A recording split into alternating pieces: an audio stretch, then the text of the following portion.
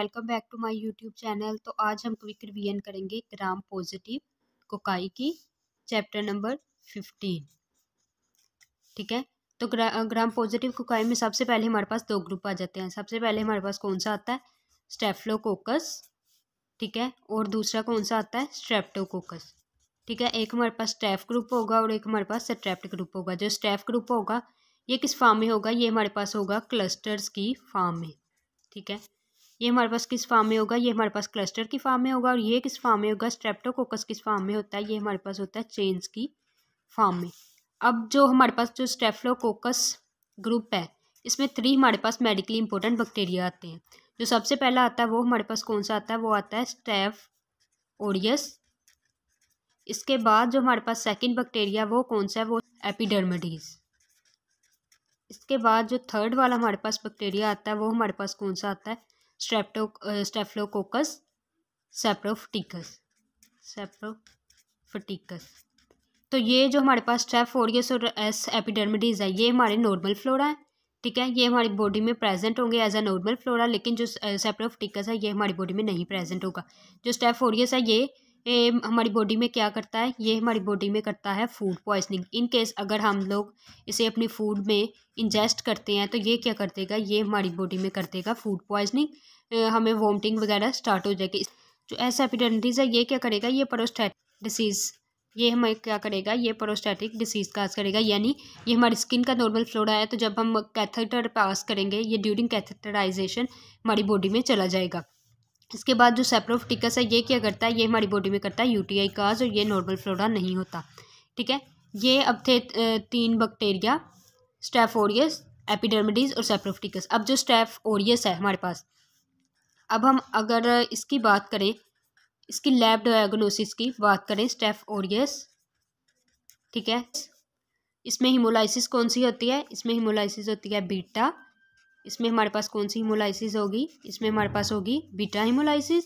इसके बाद जो हमारे पास डर्मिडीज के पास कौन सी हिमोलाइसिस है, इसमें गैमा हिमोलाइसिस है, यानी कि कोई भी हिमोलाइसिस शो नहीं होगी और उसका कलर क्या होगा, कल्चर मीडिया का येलोविश सा कलर होगा।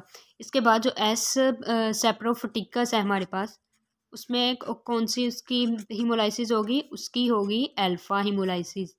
उसकी कौन सी हिमोलाइसिस होगी, इसकी होगी अल्फा हिमोलाइसिस। यानी ये जो है हमारे पास ग्रीनिश सा कलर आ जाएगा। इसकी बीटा हिमोलाइसिस है तो ये कंप्लीट हिमोलाइसिस होगी। ठीक है, तो स्टेफ ओरियस, अब जो है ना स्टेफ ओरियस को हमने लैब में डायग्नोस करना है, तो हम कैसे करेंगे, हमें कैसे पता चलेगा कि ये स्टेफ ओरियस है। सबसे पहले तो ये क्या करेगा, ये स्टेफ ओरियस का अगर हमारे पास सैंपल आ गया, सैंपल हो सकते हैं, वो हमारे पास हो सकता है, हमारे पास पस का सैंपल आ सकता है, पस के बाद हमारे पास ब्लड का सैंपल आ सकता है, यूरिन सैंपल आ सकता है, और हमारे पास आ सकता है स्पूटम का सैंपल। ठीक है, ये सारे सैंपल हमारे पास आ सकते हैं। तो स्टेफ ओरियस का क्या करेंगे कि अगर, तो सबसे पहले हम क्या करेंगे, कल्चर करेंगे।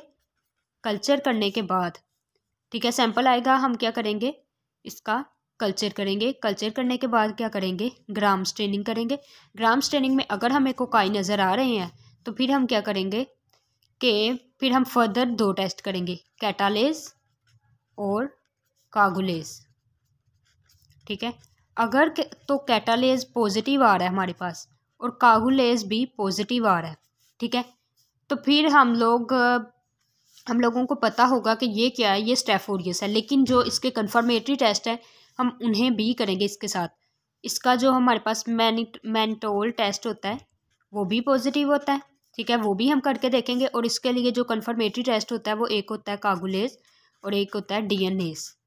ठीक है, ये भी पॉजिटिव आएंगे तो हमें पता चल जाएगा ये कौन सा है, ये स्टेफ ओरियस है। ठीक है, इसके बाद हम लोग बात करते हैं अब एपिडर्मिडीज की, कि एपिडर्मिडीज को कैसे हम डायग्नोज करेंगे। एपिडर्मिडीज और सेप्रोफिटिकस, इन दोनों को हम साथ साथ लेके चलते हैं।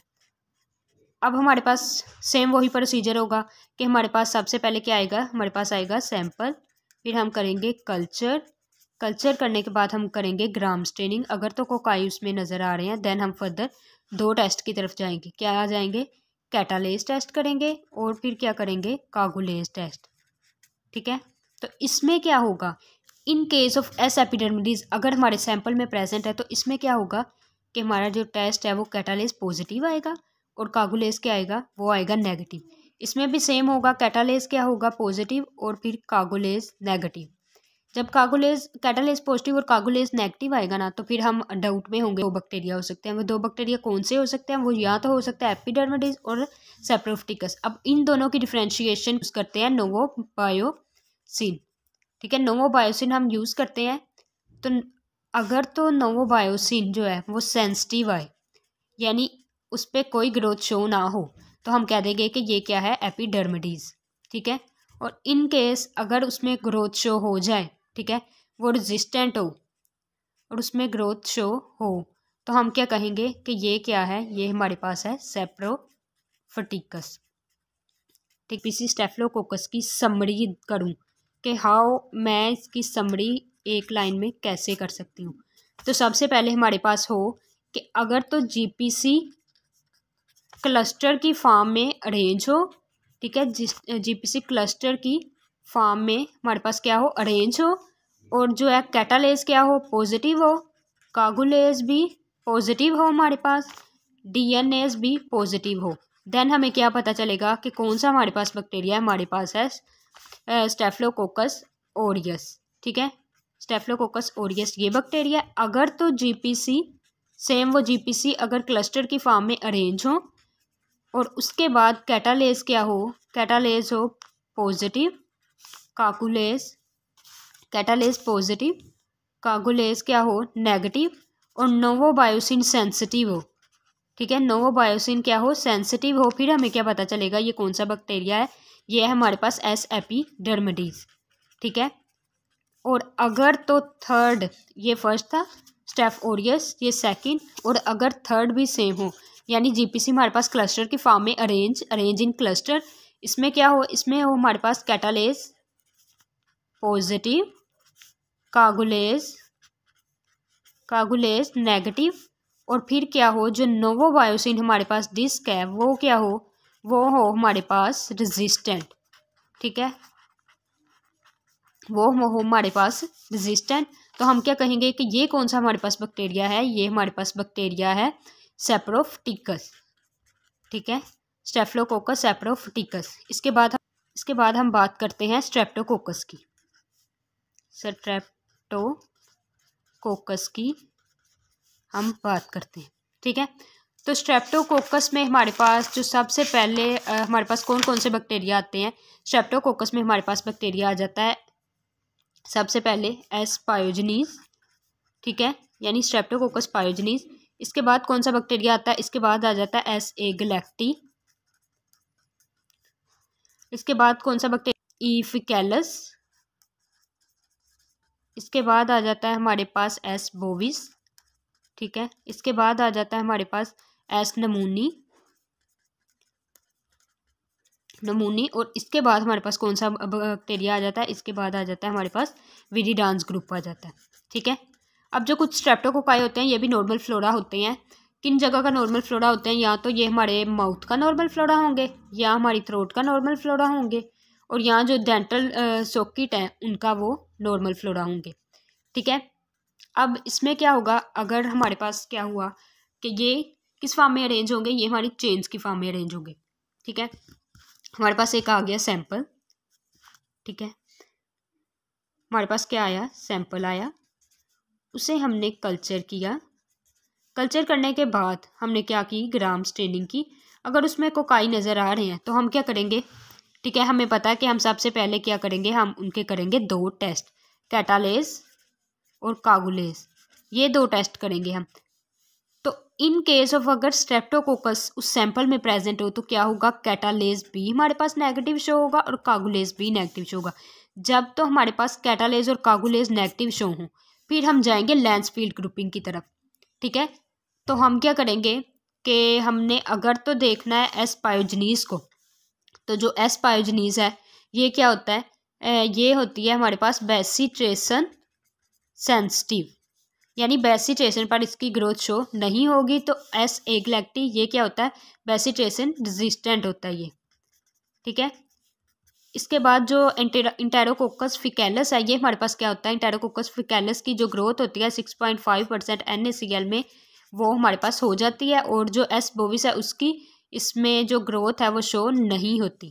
ठीक है, इसके बाद हमारे पास एस नमूनी है, तो ये बाइल, एक तो होता है बाइल सोल्यूबल, ठीक है, एस नमूनी, और दूसरी बात जो इसमें है वो ये है ओप्टोचिन जो हमारे पास डिस्क होती है, यानी ओप्टोचिन डिस्क पे इसकी ग्रोथ शो नहीं होती, और जो विरिडांस ग्रुप है इसकी ग्रोथ शो हो जाती है ओप्टोचिन डिस्क पे। ठीक है, ग्रोथ शो हो जाती है। इसके बाद अगर हम बात करें कि पायोजनीज है, ये क्या काज करेगा, ये मशहूर है हमारे पास स्कारलेट फीवर करने में। ठीक है, ये क्या करेगा, स्कारलेट फीवर। ऐसे गैलेक्टिक क्या करेगा, ये करेगी हमारे अंदर नियोनेटल, बच्चों के अंदर ये करती है नियोनेटल मेनिंजाइटिस। ठीक है, नियोनेटल मेनिंजाइटिस और नियोनेटल सेप्सिस कर सकता है। इसके बाद जो ई फकैलस है ये क्या कर सकता है, ये बी यूटीआई काज कर सकता है, एस बोविस बी यूटीआई और एंडोकार्डाइटिस काज करता है। एस नमूनी जो हमारे पास है ये क्या करेगा, ये नमूनिया काज करेगा। और जो विरिडांस ग्रुप है ये इनमें से इसका विरिडांस ग्रुप जो है ये क्या कर सकता है हमारे पास, इन्फेक्टिव एंडोकार्डाइटिस कर सकता है। ठीक है, इन्फेक्टिव एंडोकार्डाइटिस कर सकता है। इसके बाद यहाँ ये कर देगा हमारी लंग अब्सेस, और यहाँ क्या कर देगा हमारे पास इसकी ब्रेन अब्सेस। ठीक है, इसमें जो हमारे पास स्ट्रेप्टोकोकस था उसमें हमारे पास ये सारे बैक्टीरिया आते थे, यानी बैक्टीरिया की ये वाली स्पीशीज़ प्रेजेंट थी। तो हमने इसमें देख लिया कि हम कैसे इसका लैब डायग्नोस करेगा, हमारे पास कैसे सैंपल आएगा। सैंपल को सबसे पहले हम कल्चर करेंगे, उसके बाद ग्राम स्ट्रेनिंग करेंगे, काय नज़र आ रहे हैं तो 2 टेस्ट करेंगे। सबसे पहले कैटालेज, इन केस ऑफ अगर हमारे पास स्ट्रेप्टोकोकस है तो जो कैटालेज है वो भी नेगेटिव आएगा, कागुलेज भी नेगेटिव आएगा। फिर हम लेंसफील्ड ग्रुपिंग की तरफ जाएंगे और ये सारे प्रोसीजर करेंगे, और फिर हमने देखा कि इनकी डिसीज़ कौन कौन सी हो सकती हैं। ठीक है, thank you so much for watching my video, stay tuned.